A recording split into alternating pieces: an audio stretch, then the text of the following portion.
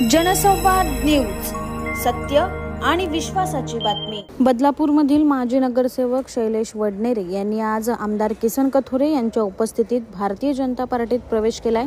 यावेळी आमदार कथोरे यांनी त्यांचं पक्षात स्वागत केलं। शैलेश वडनेरे हे पूर्वी शिवसेनेत कार्यरत होते। विधानसभा निवडणुकीपूर्वी राष्ट्रवादी शरद पवार पक्षाच्या शहराध्यक्ष पदाची जबाबदारी त्यांनी सांभाळली होती। मात्र पक्षाकडून विधानसभेचं तिकीट न मिळाल्यामुळे त्यांनी अपक्ष उमेदवार म्हणून विधानसभा निवडणूक लढवली होती। यानंतर वर्षभराने त्यांनी भारतीय जनता पार्टीत प्रवेश केला। विशेष म्हणजे त्यांनी ज्यांच्या विरोधात निवडणूक लढवली होती त्या आमदार किसन कथोरे यांनीच त्यांचं भारतीय जनता पार्टीत स्वागत केलंय। यावेळी भाजपा प्रवेशाचा आनंद असून पक्षाची जबाबदारी देईल ती पूर्ण करणार असल्याचं शैलेश वडनेरे यांनी सांगितलं। शैलेश वडनेरे हे खरं म्हणजे मुरबाड विधानसभा मतदारसंघात काम करत होते।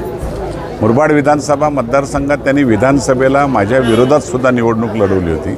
चांगल्या प्रकारचा एक संपर्क असलेला कार्यकर्ता ज्या वेळेला कुठेतरी वंचित राहतोय त्या टायमाला त्या कार्यकर्त्यावर नजर जाणं हे महत्त्वाचं काम होतं आणि शैलेश वडनेरेवर माझी ती नजर गेली आणि त्याला खास करून भारतीय जनता पार्टीमध्ये प्रवेश करावा अशी विनंती केली।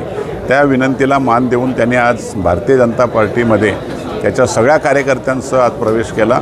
मी मनपूर्वक शैलेश वडनेरे यांना शुभेच्छा देतो। आप्पांच्या नेतृत्वाखाली काम करण्याचा खरा आनंद आहे। भारतीय जनता पार्टीमध्ये काम करण्याचा आनंद आहे। खऱ्या अर्थाने मोदी साहेबांनी ज्या दिशेने देशाला नेत आहेत तर त्यांचं नेतृत्व हे अशा प्रकारचं आहे की निश्चितपणे प्रत्येक कार्यकर्ता हा त्यांच्या नेतृत्वाकडे आकर्षित होऊन आणि बदलापूर शहरामध्ये मुरबाड विधानसभेमध्ये आप्पांच्या नेतृत्वाकडे आकर्षित होऊन प्रत्येक कार्यकर्ता आज मला वाटतं भाजपच्या दिशेने आहे।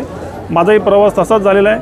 आज आनंद आहे आणि खऱ्या अर्थाने पुढील काळात भारतीय जनता पार्टीसाठी जे काम करता येईल जी जबाबदारी देतील निश्चितपणे ते काम या ठिकाणी पक्षातर्फे करण्याची या ठिकाणी माझा प्रयत्न राहील। जनसंवाद न्यूज, सत्य आणि विश्वासाची बातमी। आजच सबस्क्राइब करून बेल आयकॉनला क्लिक करा आणि पहा ताज्या घडामोडींचा अचूक अंदाज आपल्या मोबाईलवर।